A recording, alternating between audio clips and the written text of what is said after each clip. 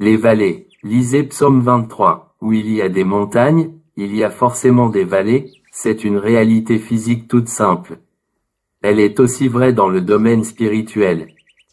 Pour atteindre le lieu où Dieu nous conduit, nous devons parfois traverser la vallée de l'ombre de la mort, Psaume 23 verset 4. Les sommets spirituels sont des lieux magnifiques où se reposer un instant.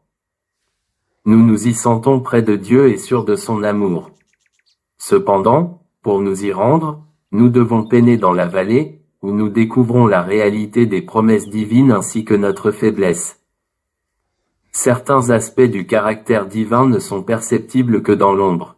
Dieu est un berger jaloux, il veut que ses disciples s'appuient entièrement sur lui.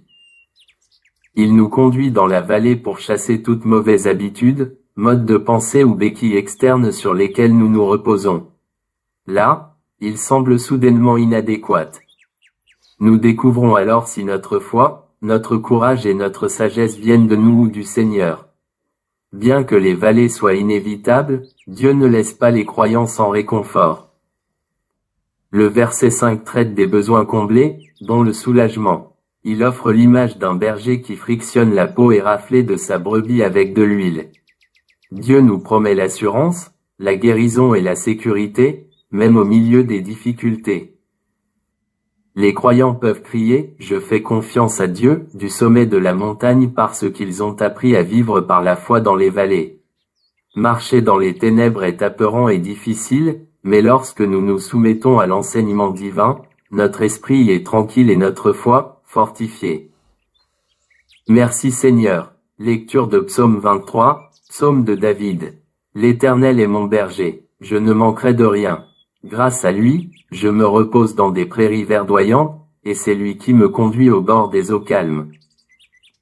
Il me rend des forces neuves, et, pour l'honneur de son nom, il me mène pas à pas sur le droit chemin. Si je devais traverser la vallée où règnent les ténèbres de la mort, je ne craindrais aucun mal, car tu es auprès de moi, ta houlette me conduit et ton bâton me protège. Pour moi, tu dresses une table aux yeux de mes ennemis, tu oins de parfum ma tête et tu fais déborder ma coupe. Oui, toute ma vie, ta bonté et ton amour m'accompagneront et je pourrai retourner au temple de l'Éternel tant que je vivrai.